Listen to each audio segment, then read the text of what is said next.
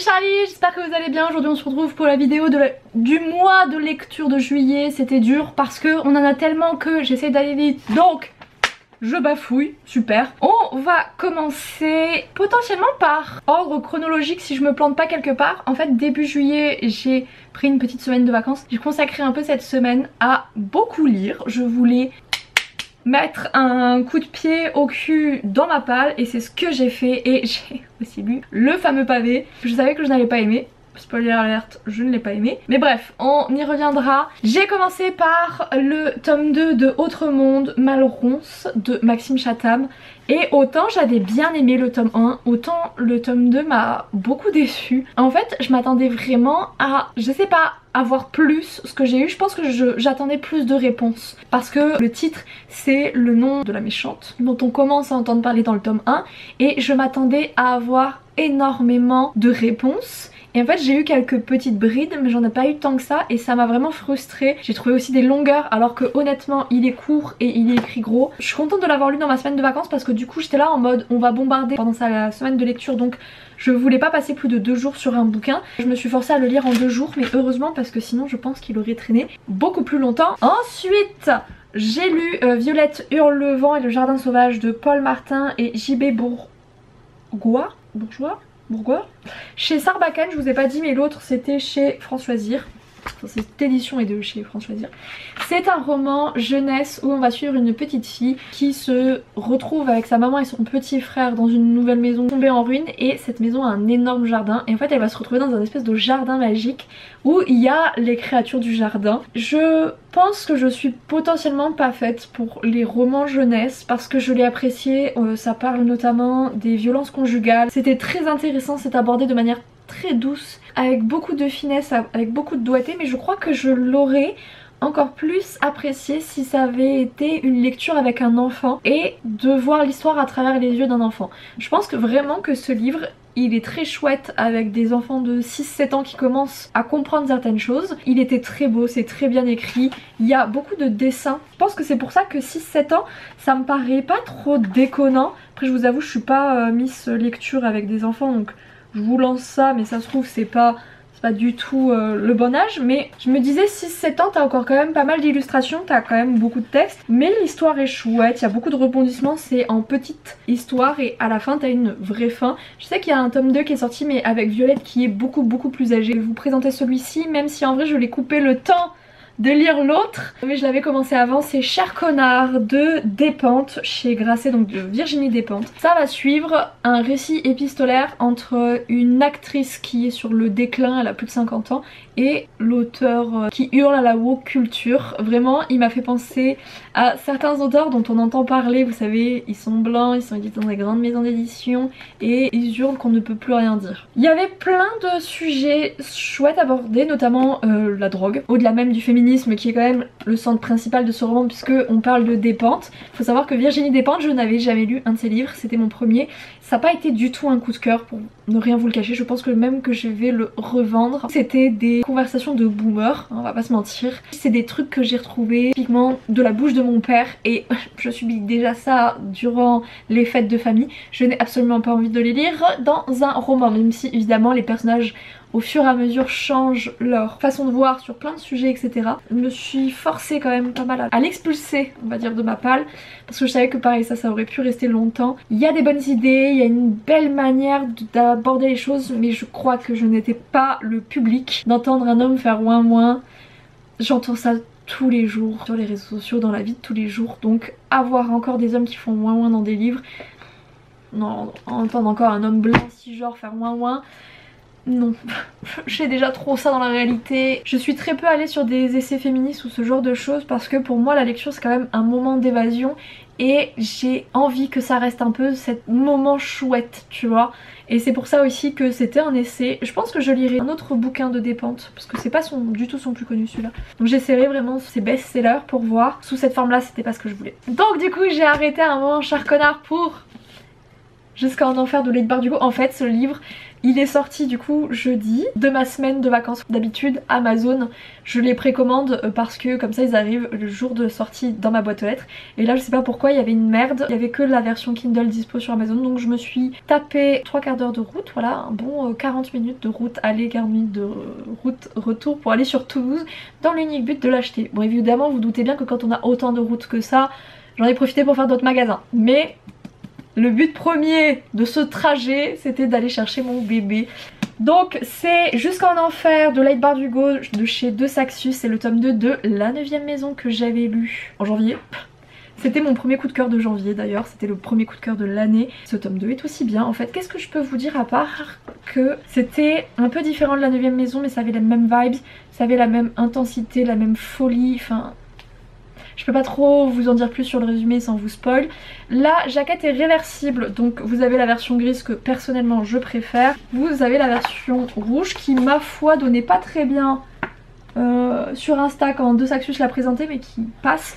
Mais c'est vrai que moi les jaquettes réversibles, bah, en vrai ça abîme forcément un peu de bouger et tout parce que il se présente sous la version rouge. Moi je préfère évidemment la version grise donc je l'ai un peu abîmée en fait parce que t'es obligé si tu veux l'autre version.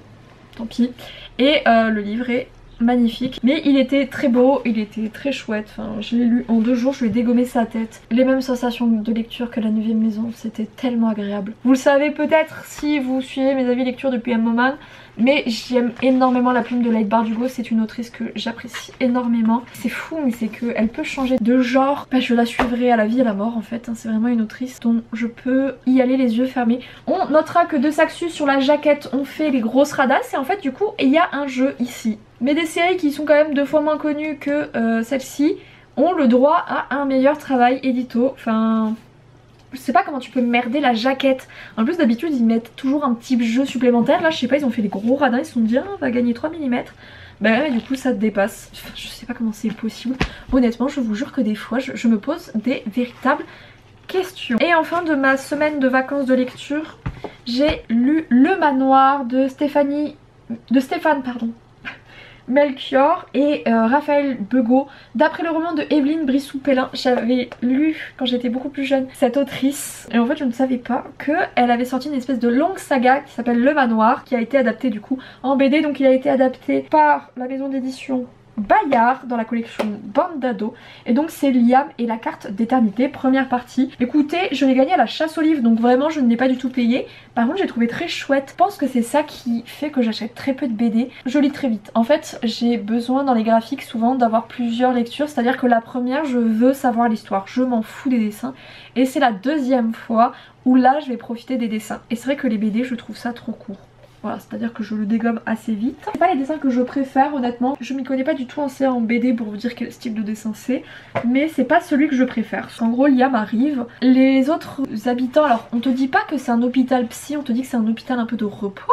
Mais les autres ils ont l'air un petit peu bizarres. Liam va essayer de partir à la recherche de ça, sachant que à côté de ça il continue quand même à recevoir des leçons de cours parce qu'il a 17 ans je crois. Et en fait il a été malade d'un cancer et c'est pour ça qu'il se retrouve dans cet hôpital de repos. Ça a été très intriguant et on n'a pas trop de réponses donc j'avoue je suis curieuse d'avoir la suite. Mais regardez le nombre de romans. La saison 1 en a la bagatelle de 6 et idem pour la saison 2. Je sais pas si j'ai envie que la BD, parce qu'a priori ça reprend chaque tome. Bon, est-ce que j'ai envie d'avoir une saga de bande dessinée aussi longue sachant que je n'ai plus de place dans mes bibliothèques? Que je me pose. Mais c'était très chouette, j'ai passé un excellent moment de lecture et parfois c'est tout ce qu'on demande. Ensuite j'ai lu Les Soldats de la Nuit de Perrine Bonavita, c'est une copine. Le roman n'est pas publié donc je vais rien vous montrer puisque je n'ai pas de couverture ni ce genre de choses, donc je ne vais rien vous dire de plus parce que là il n'est pas publié, donc à part vous hyper sur un livre qui n'est pas sorti, quel est l'intérêt. Ensuite je vous avais dit que dans ma palle de cet été il y avait plusieurs e-books que je voulais sortir et notamment un qui était dans le Prime Reading qui était La Confrérie de la moto ou des sauvages, je sais pas trop quoi. Et donc il y avait plusieurs tomes et donc j'étais contente parce que c'était une intégrale. Oh mon dieu. En fait les tomes sont tellement courts, je pense que les tomes honnêtement bah, c'est la taille de mes nouvelles de Noël, ça doit être 30 000 mots. Sauf que c'est sur couple et donc avec un personnage masculin souvent surnaturel. Ça rush tellement, en plus tu tombes sur la trope où elle tombe enceinte je déteste. Les scènes de cul sont mal écrites, c'est mal écrit de manière générale parce que c'est une traduction, mais je pense que même en anglais ça doit être pas fou honnêtement. Les personnages, bah en fait ça va tellement vite que tu t'en fous. L'histoire, tu sens qu'il y a possiblement un petit peu d'univers quelque part, mais caché sous la romance nulle à chier. Il n'y a rien qui va, honnêtement. Ce bouquin, je crois qu'il a plus de 1000 évaluations sur Amazon. Donc c'est un livre qui a été énormément acheté, qui a des très bonnes évaluations. Je ne comprends pas pourquoi, parce que c'était nul à chier, c'était éclaté au sol. Et je me dis, putain, moi je me casse le cul à écrire des romans qui sont chouettes, une intrigue, de la romance. Mais pourquoi quand je vois ça? Tu remets ta carrière en question quand c'est comme ça.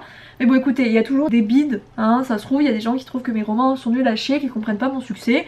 Bon, bah moi c'était ce qui est arrivé avec cette saga là, je vous la déconseille à 10 000%. Ne l'achetez surtout pas, moi je l'ai eu dans le Prime Reading donc du coup je l'ai pas payé.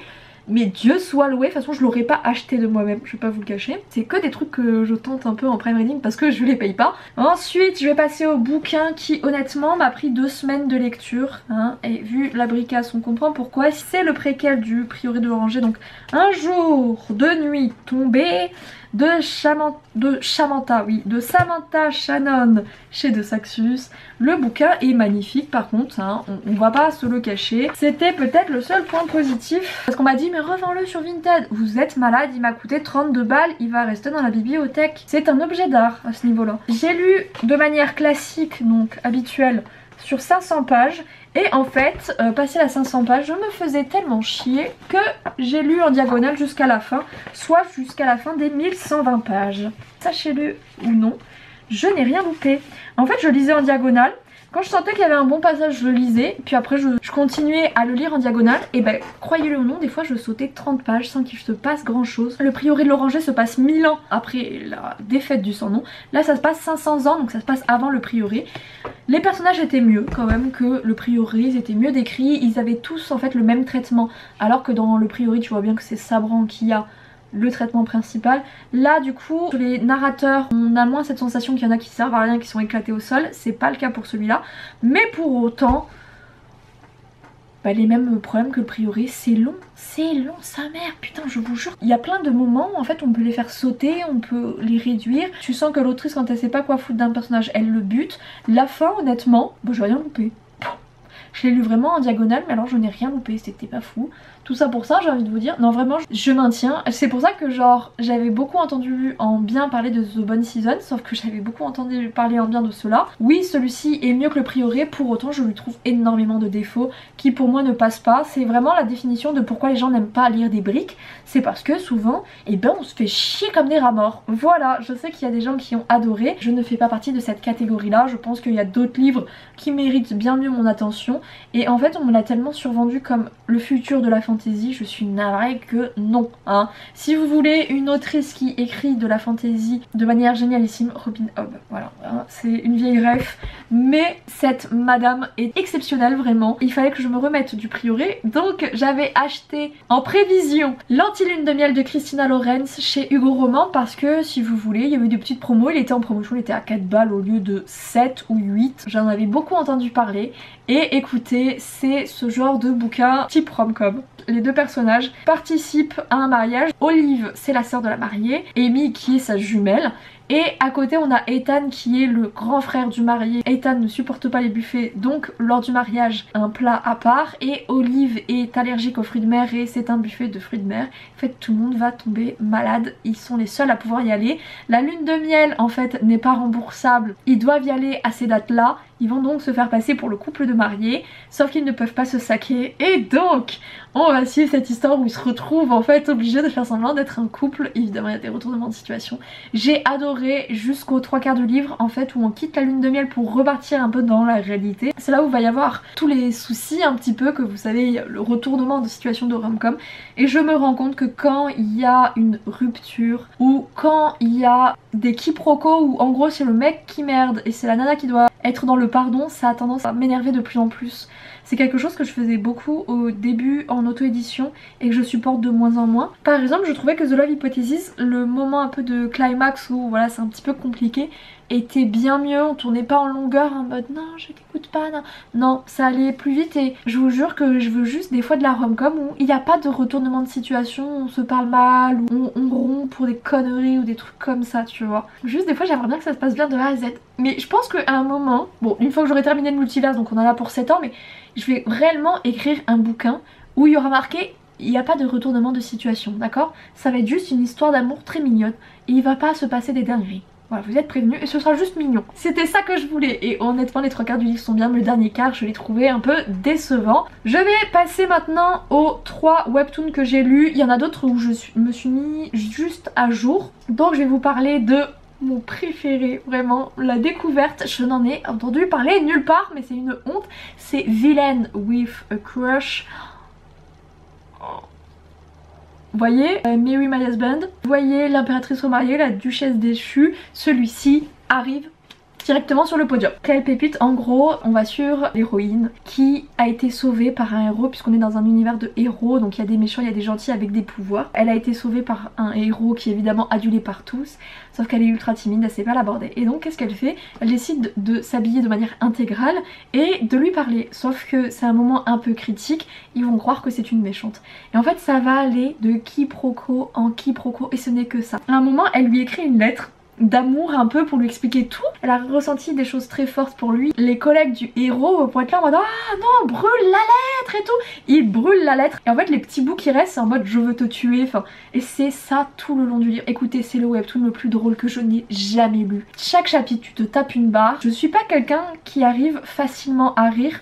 Typiquement ça c'est un truc que l'anti-lune de miel a très bien fait, c'est que je me suis marrée à de nombreuses reprises. Et ben Villain with a Crush c'est la même chose, j'ai beaucoup rigolé, c'est très drôle. Ça se prend pas au sérieux et en même temps c'est sérieux, c'était génialissime. C'est catégorisé en romance mais honnêtement je comprends pas pourquoi, ça pourrait très bien passer dans les catégories fantastiques où des fois il y a plus de romance que de fantastique. Mais il a été tellement drôle, je vous le conseille, il doit y avoir une 30aine de chapitres, 40 peut-être max, il n'y en a pas beaucoup. Mais vous devez impérativement le lire, je vous en supplie. Ensuite on va passer à un contrat à serrer. On va suivre un peu les acteurs de K-drama. Notre héroïne a des putains de migraines, de la mort qui tue, et elle va découvrir que les vampires peuvent soulager les humains de certaines douleurs. Normalement leur mémoire est effacée, sauf que elle va être mordue par un de ses collègues de travail qui est vampire. En fait elle n'a pas du tout oublié qu'il l'a mordu. Et donc ça va être leur histoire à tous les deux. Il arrive souvent en top romance, il est sympathique mais je le trouve pas exceptionnel, mais il passe très bien. C'est dans le milieu du K-drama, ça change un petit peu de ce que moi j'ai l'habitude de lire. Ça passe, honnêtement ça passe très bien, mais c'est pas celui qui me botte le plus. Enfin le dernier, alors attendez parce que j'ai pas le titre. The Secret Bedroom of the Abandoned pardon, Princess, chambre secrète de la princesse abandonnée. Je vous préviens c'est un webtoon de cul qui est disponible en daily plus, donc un épisode par jour seulement. Elle va recevoir une malédiction et cette princesse a une libido décadente. Sauf que c'est une princesse qui a été en gros à un moment au sommet et maintenant qui est détestée par tout le monde. On comprend un tout petit peu pourquoi, je suis pas très loin, je crois que je suis à l'épisode 20 donc je peux pas trop vous en dire plus parce que j'en sais pas plus. La malédiction fait que elle ressent un tel désir, un tel besoin d'avoir des relations avec d'autres personnes qu'elle perd limite un peu l'esprit.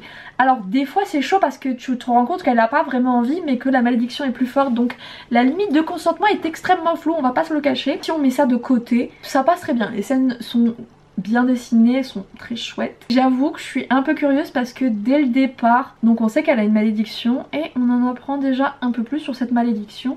On sent qu'il y a des trucs qui se passent un peu en coulisses qui sont un petit peu chelous. J'ai très hâte de voir où ça va nous mener. Alors par contre c'est de la romance hétéro, je vous préviens tout de suite, elle va pas, en tout cas là où j'en suis et j'ai pas l'impression que ce sera ça, elle ne va pas coucher avec des femmes. Ça aurait été sympa en vrai, hein, quitte à faire un espèce de truc de succube. Je sais pas, moi j'aurais fait un truc homme-femme. Allez, tout le monde y passe quoi. Mais bref, c'est pas moi qui le dessine ni l'écris, donc on va se calmer la douille. Mais c'est vrai que si jamais vous recherchez quelque chose avec de la diversité, ce sera pas celui-là. Hein. Clairement, ça va rester très hétéronormé, très aussi pénétratif. Mais ma foi, ça passe bien pour des webtoons un peu olé olé. why not. Je crois que j'ai fait le tour, j'ai fait au plus vite. J'ai l'impression d'avoir pris le temps pour décrire aucun bouquin, mais même comme ça il y en a beaucoup. En tout cas j'espère que ça vous aura plu, que ça aura pu vous aiguiller sur ce que vous pouvez potentiellement acheter ou ne pas acheter, hein. Faites des économies. J'ai eu un excellent rythme de lecture. En tout cas j'espère que ça vous aura plu, que cette vidéo aura pu vous éclairer. Moi je vais vous laisser là, je vous fais à tous de gros bisous. Ciao ciao.